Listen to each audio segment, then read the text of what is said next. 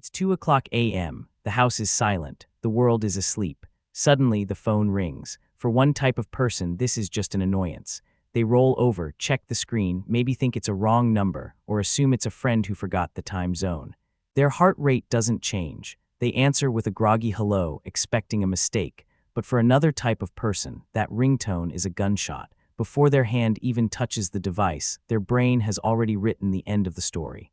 They don't think it's a wrong number. They think it's the hospital. They think it's the police. They think something irreversible has happened to someone they love. In the 2 seconds it takes to reach for the phone, they have already mourned, panicked, and prepared themselves for a funeral.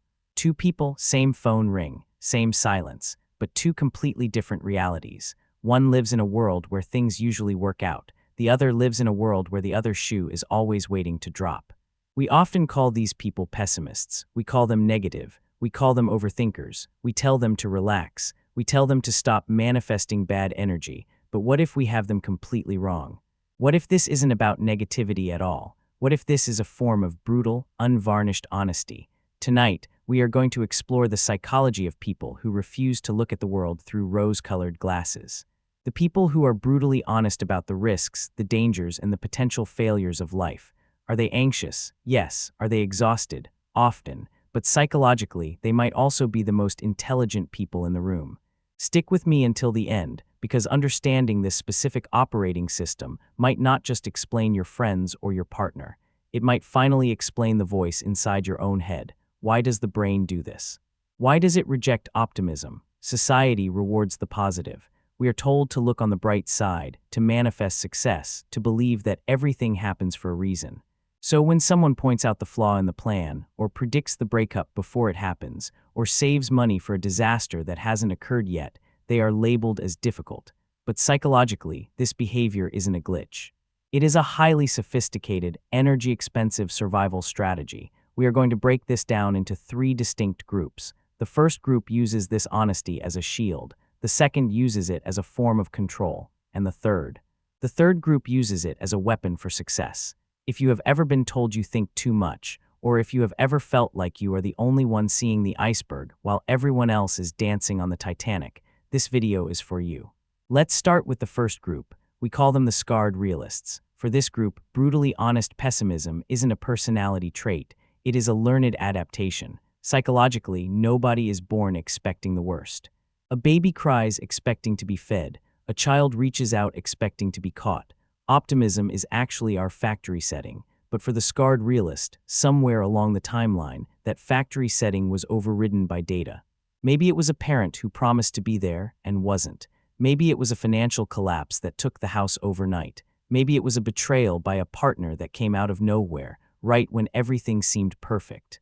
The brain is, above all else, a pattern recognition machine, and for this group, the pattern they learned is simple. Hope hurts. When you hope for the best, you leave your guard down. You expose your softest parts. And when the blow comes, it destroys you. So the brain makes a calculation. It decides to trade joy for safety. These people are brutally honest with themselves about the potential for pain. They tell themselves, this relationship will probably end, or I probably won't get the job.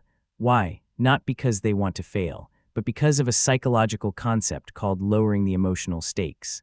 If you expect the rejection doesn't sting as much. If you expect the breakup, you aren't blindsided when they leave. By pre-living the disappointment, they inoculate themselves against the shock.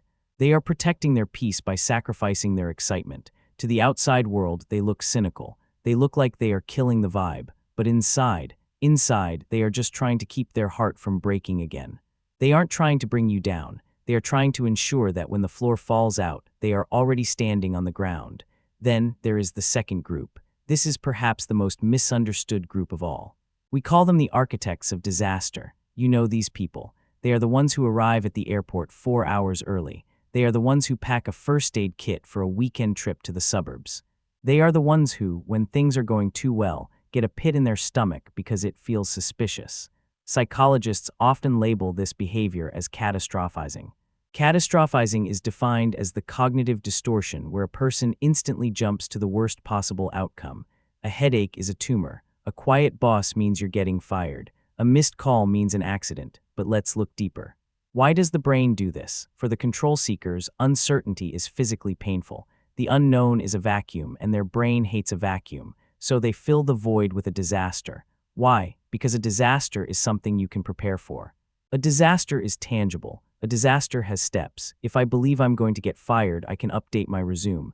I can save money. I can look for new jobs. I have a plan, but if I just wait and see, I am powerless. Being brutally honest about the worst-case scenario gives these people a sense of agency.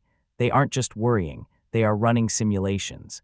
Think of a computer running millions of scenarios to find the one where the system crashes. That is their mind. It is exhausting. It uses massive amounts of glucose and cortisol. It keeps them awake at 3 a.m. staring at the ceiling. But to them, this isn't anxiety, it's due diligence. They feel that if they can visualize every single bad thing that could happen, they can stop it. Or at least, they won't be surprised by it. They believe that their worry is the glue holding the universe together. They feel that the moment they stop expecting the worst will happen because they let their guard down. It is a form of magical thinking wrapped in logic. And while it is torture to live inside a head that never stops screaming fire, we have to admit something. These are the people you want around when the actual fire starts. Because while the optimists are freezing in shock, the control seeker is already holding the extinguisher. They've played this scene in their head 1,000 times. They've been waiting for this, and finally, we have the third group. This is where the psychology takes a fascinating turn. These people aren't traumatized, and they aren't paralyzed by anxiety. They are high-functioning, high-achieving, and incredibly successful. We call them the defensive pessimists. This is a term coined by psychologists Julie Norham and Nancy Cantor. It describes people who use the expectation of failure as a tool to ensure success. Let me give you an example. Imagine a student before a massive final exam. They have studied for weeks. They know the material. But if you ask them how they feel, they will look you in the eye and say, "I'm going to fail. I don't know anything. I'm going to bomb this." An optimist would say, "You'll do great. You're smart." But that actually makes the defensive pessimist feel worse. Why? Because for this group, anxiety is fuel. By visualizing the failure, by brutally accepting the possibility that they could lose everything, they generate a spike of adrenaline. They use that fear to drive them to study harder, practice longer, and double-check every detail. They don't want to be reassured. Reassurance kills their motivation. If they believe everything will be fine, their brain relaxes and they lose their edge. They need the fear, they need the brutal honesty of, "I am not good enough yet," to push them until they are good enough. And here is the irony. These people often outperform the optimists. The optimist walks into the presentation thinking, "I've got this," and gets blindsided by a tough question. The defensive pessimist walked in thinking, "They are going to tear me apart," so they prepared answers for every single objection. They win because they refuse to believe they would win. For this group, brutal honesty about their own limitations is the secret to their competence. They don't have an ego that blinds them. They look at their work, they see the flaws, and they fix them before anyone else can point them out. So we have the scarred realists, the control seekers, and the defensive pessimists. 3 different reasons, one shared reality. They do not trust the everything is fine narrative, but we have to be honest about the cost, because living this way, it is heavy. There is a biological price to paying attention to every shadow. Your nervous system doesn't know the difference between a simulated disaster in your head and a real tiger in the room. It pumps the same stress hormones. It creates the same inflammation. People who are brutally honest about the dark side of life are often more tired than everyone else. They have a harder time falling asleep. They struggle to purely enjoy a moment because they are already calculating how it will end. They watch a sunset, and instead of just seeing colors, they feel the passage of time. They hold a child, and instead of just feeling love, they feel the terrifying weight of responsibility. It is a bittersweet existence. But, and this is important, it is also a necessary one. Evolution needs both types of people. We need the optimists to invent the airplane. They are the ones crazy enough to believe humans can fly. But we need the brutally honest pessimists to invent the parachute. We need the optimists to start the business, to dream the dream, to push into the unknown. But we need the realists to check the contracts, to ensure the building, and to spot the iceberg before the ship hits it. If the whole world were optimistic, we would launch rockets that explode. If the whole world were pessimistic, we would never leave the cave. The people who are brutally honest about reality act as the brakes on humanity's car. And while the accelerator gets all the glory, the brakes are the only thing keeping us alive on the curves. So now, the question returns to you. When the phone rings at 2 o'clock a.m., where does your mind go? Are you the one who protects your heart because the past taught you that hope is dangerous? Are you the one who runs simulations of disasters so that you are never caught off guard? Or are you the one who tells yourself you're going to fail just so you have the energy to succeed? Which one are you? It is easy to look at this mindset as a weakness. It is easy to wish you were one of those happy-go-lucky people who seem to float through life without a worry. But consider this: your brutal honesty is also your strength.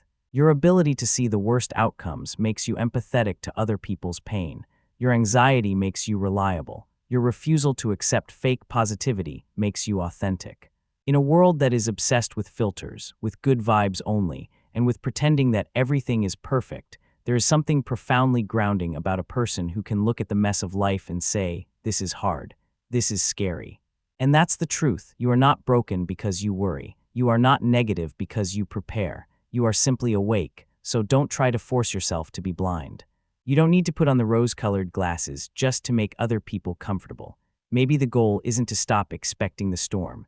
Maybe the goal is to trust yourself enough to know that when the storm comes, and it will come, you are the one person who built a shelter while everyone else was looking at the sun. I want to know the truth. Down in the comments, tell me, do you use pessimism as a shield or as a strategy? Does expecting the worst help you, or does it hurt you? I read the comments because the psychology of this community is fascinating, and your story helps others realize they aren't crazy.